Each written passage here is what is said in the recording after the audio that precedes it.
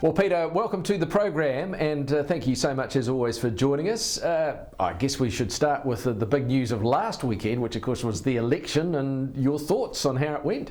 Probably went largely to what most people thought it was going to go. I think anyone that had views that it was going to be a lot different, I suppose, surprised at the very, very strong Labour vote, but not greatly different to what we expected, I don't think. And I think that, the test is now, of course, is that Labour do have a mandate to govern on their own and a mandate to do some things. So the interesting thing will be, what do they actually get on and do, and what do they park? Certainly I was at a farmer function the other night, and farmers were all talking about, well, how fast are they going to move? What are they going to do?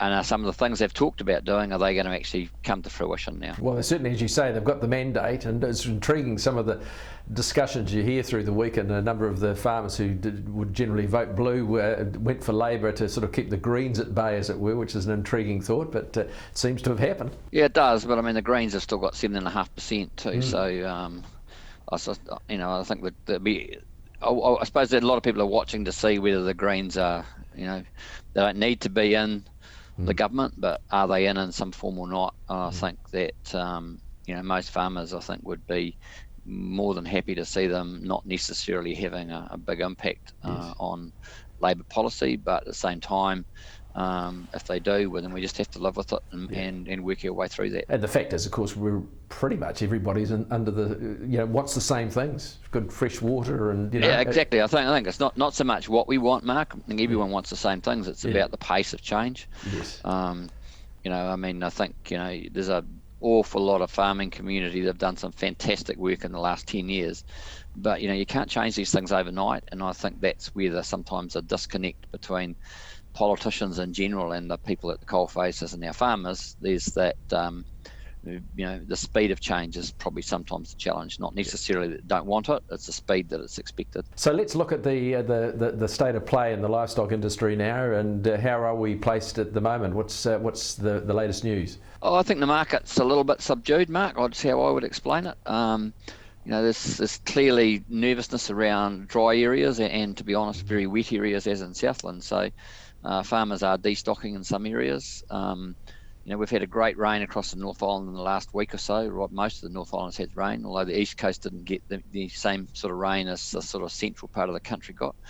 But there's some just subdued markets. People a little bit nervous about what the future holds. And I've said a number of times on this program that if we look at what the markets are going to look like in the future, that high-end market is not there at the moment. And certainly I think, my view is we need to proceed cautiously over the next few months. So we're seeing that in the sale yards. We're seeing the clearance rates are still high, but most of the guys, I think, in the sale yards and on the online platforms would say it's hard work to get sales closed at the moment. So when you say be cautious, just tie-ho a wee bit in terms of what you're up to? Or? Yeah, I think it's also what finishers are prepared to pay for store stock.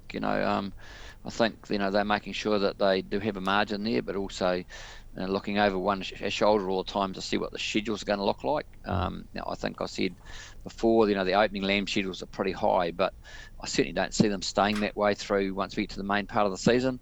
Although, there is this unknown at the moment as to actually how many lambs will actually be available for the market this year. Numbers are expected to be down, perhaps 1 million plus on last year. That doesn't, out of 20 million, people may say, oh, that's not a lot, but it's still 5 or 6%. And, that will put some pressure on some of the marketplaces. But, the food service market in the food service areas across the world, really struggling. So that high-end products going into high-end restaurants, the white table restaurants, it's just not happening. Fully understandable. But come back to our fundamental demand for our commodities is very strong, and we saw that again on Global Dairy Trade this week. It was good, solid dairy trade. So all of those things line up for a solid season, but maybe not a fantastic season. Now, big news, of course, in your life is you've got a change of career, a change of status too, no doubt. You're moving on from what you're doing and basically spreading out a bit more. Tell us what the job is. Yeah, so so I've taken on a new role in PGG Wrightson's, a general manager of ventures and partnerships, which is looking at some of our new opportunities in the business. You know, the world has changed.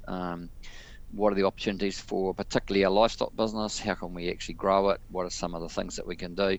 And also, allow me to work a bit more closely with Tania and her team in the bidder space. The bidder team will still report through to me. So, yeah, still sitting, reporting through to the CEO, still a general manager, still part of the the executive team of PGG Wrightson's, but not managing the day-to-day livestock business.